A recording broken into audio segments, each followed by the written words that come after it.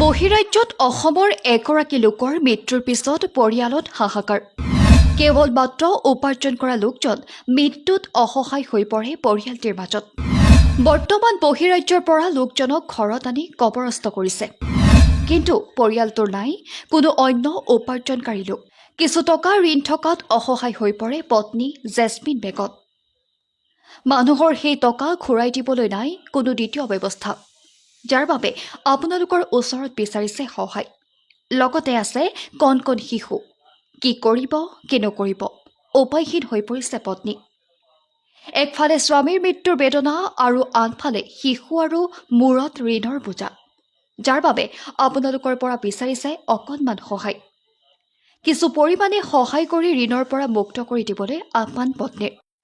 আমরা এক বাইয়ে ই বাড়ির থেকে বাইরে খামো গেছলা, হায়দ্রাবাদও খামো গেছলা, খামো গিয়া অবশেষে লাশ গাড়ি ছড়িয়ে বাড়িতে ইতরা এই বাড়িতে আমরা ইয়া উপস্থিত হয়েছি এখন।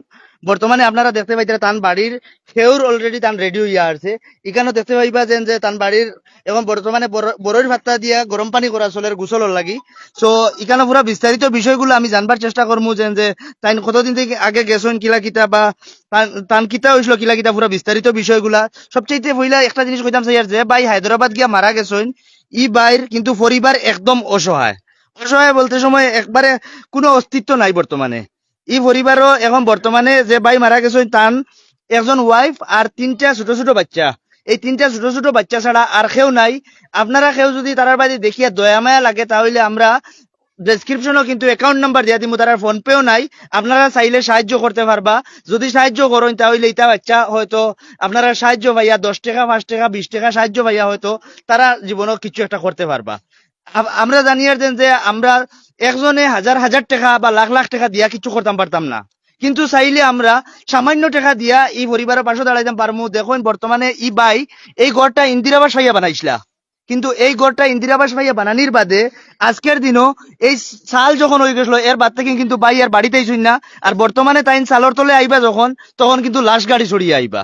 তো এই সিচুয়েশনও আপনারা বুঝতে পাইবা যে কোন সিচুয়েশনও আমরা ইয়ে আছি। বাইয়ে হায়দ্রাবাদও খাজো গেছলা, মনে করছিলা পরিবার পরিজন চালাইবা, কিন্তু অবশেষে তাই মারা গেছেন।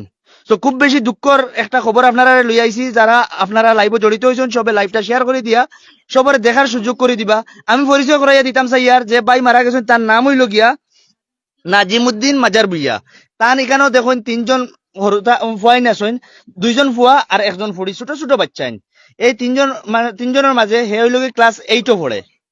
আর হে হইল কি মানসিক ভাবে একটু দুর্বল মানুষ, মানে দুনিয়াদারি খুব কম বুঝে। আর এখানেও একটা ছোট বাচ্চা দেখতে পাইতরা, তাইর বয়স কত?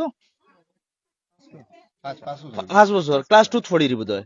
তো আপনারা দেখতে পাইতরা এখন বর্তমানে আমরা নাজিমুদ্দিন বাড়িতে আইছি হাইলাকান্দি জেলার বাসডোর পার্ট 2। হাইলাকান্দির মাটিজুরি যে আছে, মাটিজুরি বাজারের দ্বারও কিনারও কিন্তু তারার বাড়ি। তারার পরিবারের যখন নাজিমুদ্দিন ভাই মারা গেছেন, মারা যাওয়ার বাদে কিন্তু ডেড বডি বাড়িতে আনার কোনো উপায় আসলো না।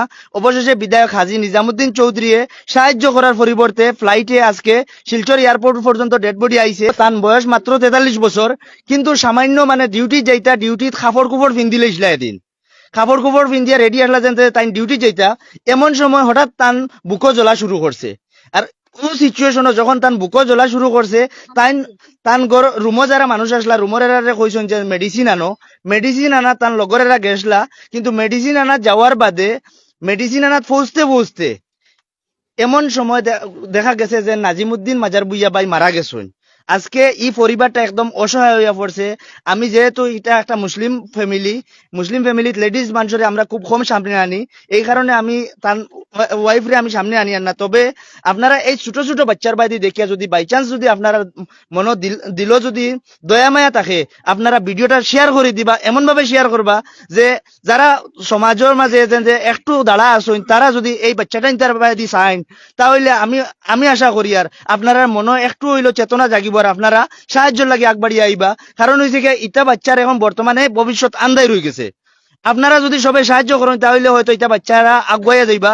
তারা আমি আবারও কই দিয়ার তারার কোনো ফোন পে নাম্বার নাই। আর বিশেষ করিয়া আমরা কিন্তু যে কোনো সময় যে কোনো জায়গায় সাহায্য লাগে হাত বাড়াই। এই সময় কিন্তু আমরা বিশেষ করে ক্যান্ডিডেটও নাম্বার দিতাম চেষ্টা করি, যার কারণে তারা ফোন পে নাম্বার নাই। ডেসক্রিপশনও আমরা অ্যাকাউন্ট নাম্বার দিয়া দিমু। আপনারা অ্যাকাউন্ট নাম্বারও একটু কষ্ট করবা, ফোন পে থেকেও কিন্তু অ্যাকাউন্টও পয়সা দেওয়া যায়। পেটিএম থেকে অ্যাকাউন্টে পয়সা দেওয়া যায় বেশ কাম নাই আপনারা আমি বেশি কইতাম না আপনারা যতখান তৌফিক আছে একজনে যদি 1 টাকা দিয়েও যদি মানে মনে করেন ই পরিবারও সাহায্য করতো ইটা যদি বাচ্চাইতে যদি দোয়া দেন না ইতার হাড়ে ইতার মনে দিলে অটোমেটিক দোয়া দিব আপনারা